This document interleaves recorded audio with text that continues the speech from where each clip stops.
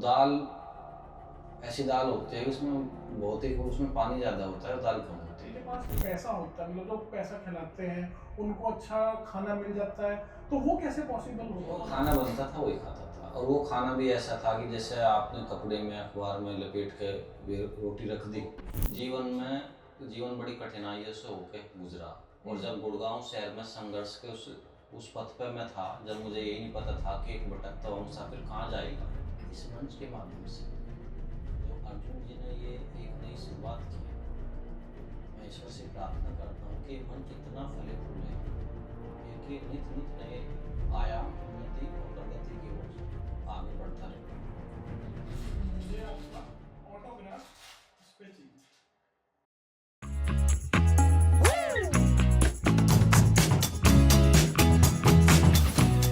हाँ जी, तो फिर इस पॉडकास्ट का हम सेकंड एलिमेंट शूट कर रहे हैं अब, क्योंकि आप सबको पता होगा और भाई की ऑडियंस को भी पता लग जाएगा कि मैंने इस पॉडकास्ट 3 एलिमेंट्स पे बेस्ड है। तो मैं हर वीडियो में बताता हूँ वैसे तो अपनी ऑडियंस को।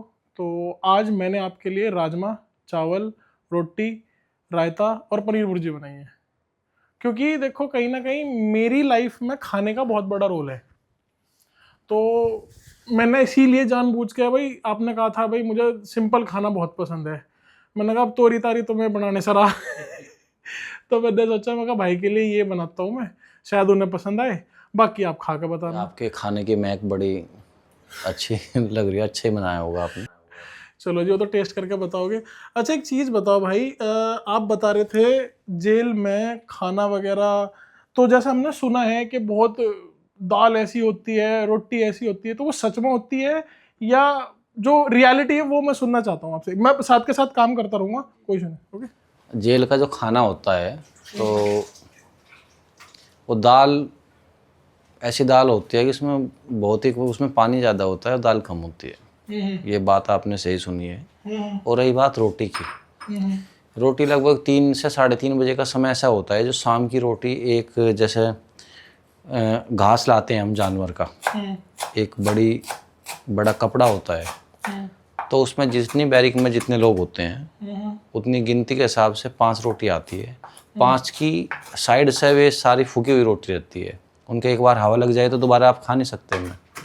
खुशक रोटी रहती है, बिल्कुल खुशक, उनमें जो खुशकी जैसे पानी की कमी हो उस रोटी में, एक अजीब सा आटा दिखाई देता है अंदर से। और जो ये हम सुनते हैं कि भाई हम तो, जिनके पास पैसा होता है, मतलब जो पैसा खिलाते हैं, उनको अच्छा खाना मिल जाता है, तो वो कैसे पॉसिबल हो पाता है? इसलिए हो पाता है, उनका अलग सा आटा लगता है जेल में, अच्छा जी। पैसे के कारण। और उन्हें अच्छी सारी जो दाल, एक आम बंदी उस दाल में सिर्फ ये ढूंढता रहे कि दाल के पानी में कि कहीं से दाल दिखाई दे उसे। अच्छा। तो ऐसे ही पैसे के कारण वहाँ दाल में तड़का भी लगता है पैसे वालों का, जिनकी स्पेशल में बाकी और लोगों की सारी पूरी जेल का जो लॉकअप होता है, जो बंदी होते हैं वहाँ पे, उन सब की दाल एक जगह बनती है। कोई स्पेशल आदमी अपनी दाल वहाँ से सिर्फ वो लेता है, दाल वो भंडारे से ली दाल, और उस दाल में छोंक लगवाना अपना अलग से स्पेशल। तो वे पैसे वाले ऐसे, और पैसे वाले अपने हिसाब से रहते हैं, जिनके पास पैसे नहीं है वे अपने हिसाब से रहते हैं।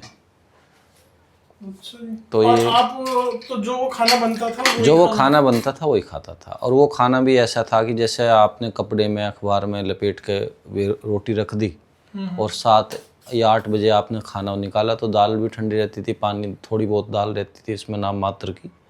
और वे रोटी तोड़ने की एक आदत ऐसी हुई थी मुझे जेल में कि जब मैं घर भी आया तो वे जो मतलब चारों ओर से रोटी का किनारा होता है वो टाइट हो जाती है। हाँ, तो वो तोड़ता था मैं।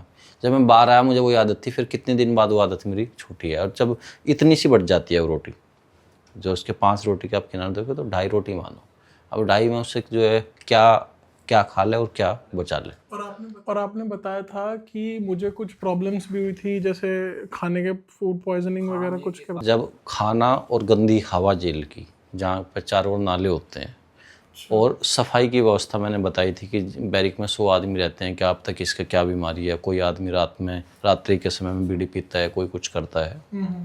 तो वो मैं हेपेटाइटिस सी हुआ था उस टाइम पे, जेल से जब मैं बाहर आया, क्योंकि जेल में तो मैं नहीं दिखा पाया अपना आप को, तो मैं दिल्ली के राम मनोहर लोहिया हॉस्पिटल में दिखाया डॉक्टर वैशाली भारद्वाज जी को, और उनके सफल निर्देशन में वो बीमारी मेरी दूर हुई और मैं पूर्णतः स्वस्थ हुआ। अब मैं पूर्ण तरह से फिट हूँ, उस बीमारी से उबर चुका। अच्छा अच्छा अच्छा अच्छा। और जब गुड़गांव रहे, जैसे आपने भाई जेल में भी चीज़ें देखी, अपना लाइफ वहाँ का भी एक समय था खाने को लेके, फिर आपने बताया मैं गुड़गांव में मतलब बेल पे आप आए, फिर आप गुड़गांव गए, तो खाने को लेके क्या संघर्ष था उस जीवन बड़ी कठिनाइयों से होके गुजरा, और जब गुड़गांव शहर में संघर्ष के उस पथ पे मैं था, जब मुझे यही नहीं पता था कि एक भटकता हुआ मुसाफिर कहाँ जाएगा। गांव में जाता था, लोगों के ताने सुनता था, वो अपमान महसूस करता था, तो वो एरिया छोड़ के मैं गुड़गांव में आया था, वो उन सब तानों से बचने के लिए, अपने आप को संवारने के लिए। मन में जो संकल्प था कि एडवोकेट बनना, बाहर जाकर जिस न्यायालय में कभी हथकड़ी लगी हो उसी में सम्मान पाना, तो मैं गुड़गांव में था, एक वकील साहब के यहाँ नौकरी करता था, 3,000 रुपये प्रति माह की, और लगभग 6 महीने तक एक ही टाइम खाना मिला। और अखबार में ये देखता था कि आज मुझे धार्मिक आयोजन कहाँ है, कहाँ भंडारा है, कहाँ मुझे खाना मिलेगा, और दोपहर का यदि लाइन में लग कर खाना लेता था तो शाम की भी वहीं से लेकर आता था। तो जिस इंसान की ज़िंदगी में रोटी का संघर्ष रहा हो, तो बाकी संघर्ष बहुत मैं छोटे महसूस करता हूँ। रोटी का संघर्ष इंसान के जीवन में सबसे बड़ा संघर्ष होता है। ऐसे एक समय है, मतलब मुझे ऐसा लगता है, जैसे आपने बोला कि आज क्या अवसर है, कहाँ पे खाना मिलेगा। देखो बहुत सी चीज़ें मैंने भी देखी हैं लाइफ में, जब इसका कहीं ना कहीं नाम चैनल का टॉक विद स्ट्रगलर्स पड़ा है, तो एक टाइम था मैं कहीं, बस कोई सिचुएशन थी लाइफ में, तो मैं वहाँ था कोहाट इनक्लेव, रोहिणी के पास एक जगह है, तो मैं भूख लग रही थी, पैसे थे नहीं जेब में, और कुछ था वो भी समय एक, तो वहाँ पे एक लड़का बच्चों को खाना खिला रहा था, गरीबों को। पता नहीं कहीं से वो भगवान बन के आया और उसने बोला आर यू हंग्री, ऐसी इंग्लिश में बोला उसने। वो डॉक्यूमेंट्री शूट कर रहा था अपने दोस्त वगैरह के लिए, और वो अचानक से आया और खाना मिला और खाना खाया। मैंने सोचा बता यार, मतलब वो देख रहा कहीं ना कहीं आपको। तो जितनी चीज़ें आपकी लाइफ में होती है, और जो भी ये खाना मैंने खास करके, जैसे अब कुछ लोग पूछ रहे थे भाई खाने का सेगमेंट का लॉजिक क्या है, क्योंकि मेरी लाइफ में फूड ने, खाने ने बहुत अहम रोल निभाया है, और उससे मैं बहुत बहुत नीचे से जुड़ा हुआ हूँ, बहुत गहराई से जुड़ा हूँ, सॉरी। तो सही कह रहे हो, हम अच्छा खाएंगे तभी तो अच्छा स्वस्थ अपना आपको रख पाएंगे, अच्छा सोच पाएंगे। जीवन तो स्वास्थ्य के प्रति खाने का तो बहुत बड़ा महत्व है, लेकिन हमारी परिस्थिति दूसरी रही, हमें रोटी के लिए भी संघर्ष करना पड़ा। ये बात है कहीं ना कहीं। और वैसे अब जब इतनी अब सब चीज़ें सही हो ही गई हैं, तो क्या क्या बनाते हो खाने में खुद के लिए? खाने में मुझे चावल बहुत पसंद है, और मैं जो है ये ऐसे तो नहीं कह रहे मैंने चावल बना रखे मेरी पसंदीदा चीज़ बनाई। और मैं पुलाव बहुत खाता हूँ, पुलाव सबसे ज़्यादा मैं पसंद करता हूँ। तारी वाला पुलाव और बिरयानी वाला पुलाव? मैं जो तारी वाला पुलाव। अच्छा अच्छा अच्छा। और मुझे खीर पसंद है बहुत, और मैं खीर भी अपनी बनाई हुई पसंद आती है। नहीं आ जाएगी, अगर आप मुझे पहले बता देते मैं खीर का भी कर लेता। ऐसे तो खीर पसंद है और पुलाव पसंद है, बाकी चावल भी पसंद, सादा खाना पसंद है मुझे। हाँ वही वाली बात है। हाँ, इन सब फास्ट फूड से मैं दूर रहता हूँ। बिल्कुल। हाँ, कभी नहीं, कभी मौका आया तो कभी कभी हल्का ले लिया, लेकिन ज़्यादा उस चीज़ का मैं आदी नहीं हूँ फास्ट फूड का। अच्छा अच्छा। गाँव के हिसाब से, गाँव देहात से जैसे होकर गुजर के आया, तो गन्ने का रस की खीर, ये सब चीज़ पसंद है, जो आजकल के बच्चे पसंद नहीं करते। खीस भी पी? हाँ, वो खीस तो उसे तो बड़ा शुभ चीज़ माना जाता है गाँव में आज भी। लोगों की खीस होती क्या? पहले कुछ लोग तो सोच रहे हैं खीस ये क्या होता है? हाँ, खीस बड़ी, जब किसी पशु के यहाँ गाय भैंस हमारे यहाँ किसी बच्चे को जन्म देती है, उसके बाद जो दूध होता है, तो दूध से 5 से 7 दिन वो खीस बनता है। और खीस उसकी भी एक प्रक्रिया है, 5 से 7 दिन खीस बनता है। उसके बाद एक हिंदू संस्कृति में प्रसाद के रूप में मंदिर में उस दूध का भगवान शिव का सामने जलाभिषेक करते हुए खीर के प्रसाद के रूप में उसे कन्याओं को, एक तरह से कन्याओं को भोग लगाया जाता है खीर का, कन्याओं को आमंत्रित किया जाता है खाने पे। उसके बाद जो गांव की संस्कृति है, गांव के सभ्यता है, उसके बाद वो दूध एक उसमें हम अपने इस्तेमाल में लाते हैं। और ये चीज़ जैसा अभी गुड़गांव कह रहा हूँ, मेरठ में आप रहते हो, तो वहाँ कौन करता है? मतलब सब अपने आप मैनेज करते हो या क्या? मैं खाना खुद ही बनाता हूँ, और कभी कभी ऐसा भी होता हूँ जैसे बाहर रहता हूँ अपनी रूटीन में, दिनचर्या की लाइफ में, तो खाना मैं जहाँ भी रहता हूँ तो लोग समझते हैं संघर्ष को, खाना वही लोग खिला देते हैं। जो बात सच है वही बताऊँगा मैं। तो इतना टाइम हो गया भाई, अब तो सारी चीज़ें मतलब ठीक हो गई हैं जीवन में, और सब कुछ सही हो रहा है और बेहतर और अच्छा होने वाला है आगे चल के। मैं तो ये प्रे करूँगा आपके लिए। तो शादी कब कर रहे हो? ये बहुत बड़ा क्वेश्चन पूछा आपने, अच्छा जी। और इस क्वेश्चन का अभी जवाब मैं कहता हूँ मेरे पास नहीं है। अगर पिछले साल की मैं बात करूँ हाँ जी। तो सिर्फ भगवान से मैं कहता था कि ये जो संकट मेरे ऊपर है, ये जो पीड़ा है, जो असहनीय पीड़ा जिसे मैं झेल रहा हूँ 12 साल से, हे ईश्वर मुझे मुक्ति देना इस चीज़ से। यदि मैं सही हुआ तो मेरा साथ देना। तो ईश्वर ने साथ दिया। और परिस्थिति में दूसरी भी सोचता हूँ, अगर 1% कुछ गलत होता तो शायद शादी का ख्वाब जो लोग सोचते हैं उनके दिमाग में पहले ये चीज़ नहीं आई थी। तो मेरे लिए मेरी चैन की नींद और एक टाइम का मुझे जो भोजन मिल रहा, उपलब्ध हो रहा, जिसकी ज़िंदगी में रोटी का संघर्ष रहा हो, तो मुझे कभी शादी के बारे में सोचने का मौका नहीं मिला। तो जो होगा अच्छा ही होगा, और नहीं होगी तो भी मैं अपनी जीवन में जो हो रहा है, मैं इतना भी नहीं सोचा था। जितना मुझे दिया ईश्वर ने वो मेरे लिए काफ़ी है। तो घर वाले मैं तो देख रहे संतुष्ट हूँ होंगे अपने। नहीं, घर वालों के बारे में तो नहीं कह सकता मैं कि वे देख रहे नहीं देख रहे। तो ये चीज़ें, क्योंकि मैं वास्तविकता से भागता नहीं हूँ। मैं बिल्कुल ले लेता हूँ घी। वास्तविकता से इसलिए नहीं भागता हूँ कि मैं ये सोचता हूँ कि मुझे मेरे पिता से आशीर्वाद मिला। मैं बेहद मध्यवर्गीय परिवार से हूँ, और आजकल ऐसी प्रचलन कह लो, और ये वास्तविकता भी है। अगर शादी होती है तो सब चीज़ देखी जाती है। अच्छा। मेरे पास अभी मुझे खुद का, अब तक तो 12 साल तक मैं वो खुद उस मुकदमे में उलझा रहा। अब एक छोटा सा आशियाने का इंतजार है कि कब संघर्ष करके मेहनत से कुछ पैसे की सेविंग करके अपना मकान बनाऊं, आशियाना बनाऊं। तो ये बाद की चीज़ है, और उसमें मुझे अभी बहुत संघर्ष करना पड़ेगा। दूसरा, मैं आजकल एक वकील होने के नाते कोर्ट में भी देखता हूँ, शादी तो हो रही है बहुत, लेकिन शादी होने के बाद शादी सफल बहुत कम लोगों की हो पा रही है। जैसे मैं देखता हूँ, आप आज समाज में तलाक के केस पहुँच जाते हैं। तो जो पीड़ा 12 साल में झेली, अब मेरे अंदर मुझे क्षमता नहीं है, क्योंकि मुझे नॉर्मल लाइफ मेरी नहीं रही कि मैं दूसरा कोई टॉर्चर या कोई दूसरा वो चीज़ झेल पाऊँ। तो अगर ईश्वर ने अच्छा लिखा होगा शादी के डिसीजन पे तो अच्छा हो जाएगा, नहीं होगी तो भी मैं संतुष्ट हूँ। समाज सेवा में और वैसे समर्पित भाव से लोगों के बीच में ही रहूँगा वैसे मदद के लिए। कभी उन्हें दूरी महसूस नहीं होगी मेरे से। एक क्वेश्चन मेरे दिमाग में आया, जैसे डाइवोर्स को लेके बहुत सारी चीज़ें हैं, मतलब जो मैंने सुना है कि ये पैरामीटर होता है, लड़की ये कर सकती है, वो कर सकती है।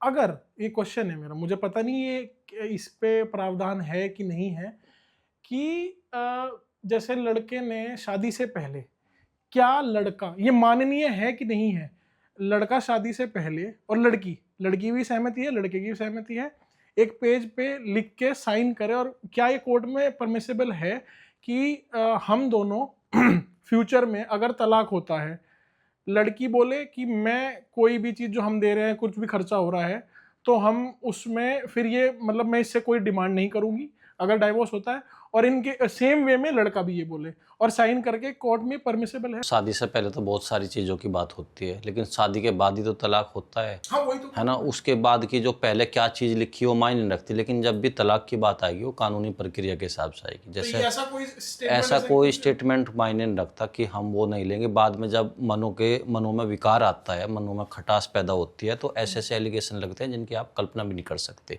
जो महिला घर में प्रत्येक सदस्य का सम्मान करती है, वही महिला उसी एलिगेशन में कहते हैं कि वो मेरे पे बुरी नियत रखता था। तो ये सब कहने की बातें होती है। आपसी सहमति से यदि जो तलाक लिया जाएगा तो 13B के तहत एक म्यूचुअल वो होता है, आपसी सहमति से आप तलाक ले सकते हो। यही उसका आधार। ये सब चीज़ें एक नोटरी पे करना, वो चीज़ें बात तर्कहीन है। ये बात नहीं है ऐसा कुछ भी कि हम डिमांड नहीं करने की। आपने देखा होगा बाद में जैसे मेंटेनेंस भी मांगती है लड़कियाँ। बात मेंटेनेंस की नहीं, लड़के की आमदनी का जरिया क्या है, लड़का क्या करता है, लड़की, यहाँ तक कि अगर लड़का ये भी कहे कोर्ट में कि बेरोजगार है, कि लड़की अगर अपने पे आती है उसकी फीस स्लिप का भी इंतजाम माननीय न्यायालय के सामने प्रस्तुत कर देती है, चाहे वो प्राइवेट जॉब भी करता हो। तो ये सब बातें कहने की है। जब लड़की अपने पाती है मेंटेनेंस भी लेती है, मुकदमा भी दर्ज होता है। मनों के विकार की सब खेल है। मनों में खटास पैदा आई तो वो सब चीज़ें होती है जिनकी आप कल्पना भी नहीं कर सकते। तो ये चीज़ें होती है। तो मतलब कहने का सीधा सीधा मतलब है भाई, ऐसा कोई भी स्टेटमेंट हम लिखवा के कुछ भी कर ले शादी से पहले। देखो मैं आपको एक चीज़ बताता हूँ। आजकल लिव इन में लोग रहते हैं, आपसी आपसी सहमति से लोग शारीरिक संबंध भी बनाते हैं, फिजिकल भी होते हैं। फिर बाद में एलिगेशन क्या लगता है कि लड़के ने शादी का झांसा देकर रेप कर लिया। वो रेप, ये बताओ, आपसी सहमति हुई तभी तो उनके बीच में कुछ हुआ। और ऐसे जेल में आप और लड़के पे आरोप लगता है, बहुत से लोग इस चीज़ का शिकार भी होते हैं और वे जेल में होते हैं बेचारे। मैं ये नहीं कि सारी लड़कियां एक जैसी होती है। यत्र नार्यस्तु रमन्ते तत्र देवा। जहाँ नारी का सम्मान होता है वहाँ देवता निवास करते हैं। तो नारी पूजनीय है। बिल्कुल। लेकिन जो परिस्थिति समाज में चल रही है, उस चीज़ का मैंने उल्लेख किया। बिल्कुल बिल्कुल। चलिए अमित भाई, मैंने आज आपके लिए बड़ा स्वादिष्ट खाना बनाया आपका, देखने में लग रहा है मुझे। खाने के बाद तो छोटी सी मेरी नहीं, तो बहुत मुझे अच्छा। दिल से मुझे देखो, मेरी माता जी से ही मिला है कहीं ना कहीं। वो भी उन्हें बनाने का भी शौक है और उससे ज़्यादा खिलाने का शौक है। तो कहीं ना कहीं वो खून में था तो बच्चे में भी आया। तो उसी को लेके मैंने आज आपके लिए राजमा चावल जीरे वाले और रायता, पनीर की भुर्जी, इसमें रोटी है, ये सलाद है। प्लीज आप भोजन ग्रहण करिए। और अब इस चीज में इस पॉडकास्ट का एक थर्ड एलिमेंट है जो कि सरप्राइज है मेरी ऑडियंस के लिए और आपकी ऑडियंस के लिए भी। उसमें आपको सिर्फ और सिर्फ अमित भाई मिलेंगे। मिलते हैं अपने थर्ड एलिमेंट में। Thank you. आज मुझे अर्जुन जी ने आमंत्रित किया। आज का जो उनका पॉडकास्ट था, वास्तव में यहाँ आकर मुझे बहुत अच्छा लगा। और जब आया तो बड़े भाव से उन्होंने स्वागत किया। उसके बाद खूब सारी वार्तालाप हुई, चर्चाएं हुई, बात हुई। उसके बाद हमने भोजन किया। बहुत स्वादिष्ट भोजन अर्जुन जी ने बनाया। और मैं यही इस मंच के माध्यम से, जो अर्जुन जी ने ये एक नई शुरुआत की है, मैं ईश्वर से प्रार्थना करता हूँ कि ये मंच इतना फले फूले, ये कि नित नित नए आयाम, उन्नति और प्रगति की ओर आगे बढ़ता रहे। मेरी शुभकामनाएं हैं। और सभी से मैं दिल से कहना चाहूँगा कि जो लाखों लोग, करोड़ों लोग उम्मीद की किरण जिनकी आँखों में धूमिल हो चुकी है, उनमें इस मंच के माध्यम से, उनके जीवन को जीने के माध्यम से, उनके तरीके के सोचने के माध्यम से, इस मंच से उन्हें एक नई उम्मीद, आशा की किरण इसमें नज़र आए। बहुत अच्छे लोग, अपने विचार, संघर्षशील लोग जो है, और संघर्ष जो इंसान करता है, सफलता भी उन्हीं के कदम चूमती है। तो संघर्ष करना चाहिए, जीवन में हार नहीं माननी चाहिए। जैसे अर्जुन जी ने ये अपना नया अध्याय, नया एक संघर्षशील लोगों को मंच प्रदान किया है, वास्तव में ये बहुत बहुत प्रेरणादायक है। मैं उम्मीद करता हूँ कि इनका ये मंच बहुत फलता फूलता रहे। और इनके जो मैं खाने की तारीफ़ करूँ, खाना वास्तव में बहुत स्वादिष्ट बनाया। ऐसे चावल, राजमा उन्होंने मुझे जो यहाँ पे मेरे लिए, मेरे सम्मान में उन्होंने बनाए, वो वास्तव में बहुत अच्छा लगा। इनका आदर सत्कार, अतिथि भाव देखकर मुझे, और मेरी इन्हें हृदय से शुभकामनाएं, इनकी तमाम टीम को शुभकामनाएं। और सभी दर्शकों से, सभी ऑडियंस से मैं यही कहना चाहता हूँ, इनके चैनल को लाइक करें, सब्सक्राइब करें। मेरी अनेकों शुभकामनाएं। इस मंच को जीवन में मेरी कोई भी आवश्यकता, किसी भी संघर्षशील व्यक्ति को कोई मेरी आवश्यकता महसूस होगी तो मैं ऐसे अर्जुन जी से एक फ़ोन कॉल ही दूर रहूँगा। मेरे आपके बीच में कोई दूरी नहीं होगी। और जो व्यक्ति संघर्षशील होगा उसे मेरा साथ हमेशा मिलेगा। और जो बच्चे आजकल 10th में, 12th में नंबर कम आने से निराश होते हैं, कोई आत्महत्या की ओर बढ़ते हैं, कोई डिप्रेशन में रहते हैं, तो मैं तो यही बोलना चाहूँगा कि हिंदुस्तान के हर युवा को मेरी ये संघर्ष की गाथा आपको ज़रूर सुननी चाहिए। जब भी आप कभी ज़िंदगी में आप लो फील करो, तब आप एक बार आप मुझे याद करना। मुझे पूरा विश्वास है, पूरी उम्मीद है, आपको एक नई ऊर्जा मिलेगी, आप अपने जीवन में आयाम स्थापित करोगे। अनेकों शुभकामनाएं। जैसे मैं कहता हूँ कि मुकद्दर जगता है, जगने से पहले खूब रोता है। तो मैं जब ये 12 साल मेरा मुकद्दर जो था, मेरा समय ख़राब था, इसमें मैंने संघर्ष किया, खूब रोया भी, लेकिन सवेरा होने से पहले अंधेरा खूब होता है, सवेरा होने से पहले अंधेरा खूब होता है, और मुकद्दर जगता है, जगने से पहले खूब रोता है। तो आप अपना संघर्ष कीजिए, पता नहीं वो कौन सा पल होगा जब आपको खुशी प्रदान करेगा, ईश्वर का आशीर्वाद मिलेगा। संघर्ष करने वाला व्यक्ति दाएं बाएं नहीं देखता, वो हमेशा आगे बढ़ता है। तो संघर्ष कीजिए जीवन में, संघर्ष करोगे सफलता मिलेगी आपको निश्चित रूप से। सफल आदमी के ही कदम, संघर्षशील व्यक्ति के ही कदम सफलता चूमती है। मेरी इस मंच को बहुत बहुत शुभकामनाएं। धन्यवाद अर्जुन जी, आपने आमंत्रित किया। नमस्कार। हाँ जी, तो इस पॉडकास्ट के भाई मेरे 3 एलिमेंट्स थे, बहुत जी, अच्छे से वो कंप्लीट हो गए। और अब इसमें जैसे कि लोग बात देखते होंगे, आप फॉलो कर दो, फॉलो बैक, वो सारी चीज़ें। बट मैंने सोचा था इस पॉडकास्ट के शुरू होने से पहले ही कि मैं जो भी मेरे गेस्ट होंगे, मैं उनका ऑटोग्राफ लूंगा इस टी शर्ट पे, ताकि कहीं ना कहीं फॉलो बैक याद रहती नहीं चीज़ें, बट एक ये ऐसी चीज़ है मेरे पास हमेशा रहेगी। और जब मैं इसे देखूंगा तो मैं ये रियलाइज करूंगा कि मैंने जर्नी कहाँ से स्टार्ट करी थी कहीं ना कहीं। तो मुझे आपका ऑटोग्राफ इस पे चाहिए जी। तो मुझे आपका कहीं पे भी जहाँ आपका इच्छा करे, ये मेरे 3 गेस्ट हैं, एक सेकेंड, जहाँ पे भी आपका दिल करे आप अपने फोटोग्राफ दे दीजिए।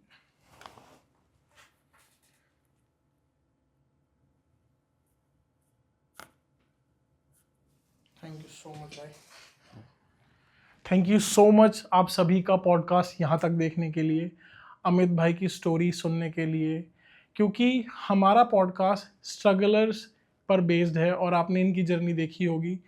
तो कोई भी फीडबैक मेरे लिए, मेरे चैनल के लिए जो मैं चेंज कर सकता हूँ, I love to have that. आप वो मुझे मैसेज भी कर सकते हैं, मेल भी कर सकते हैं, जैसे आपको ठीक लगे। कमेंट सेक्शन में कमेंट कर सकते हैं।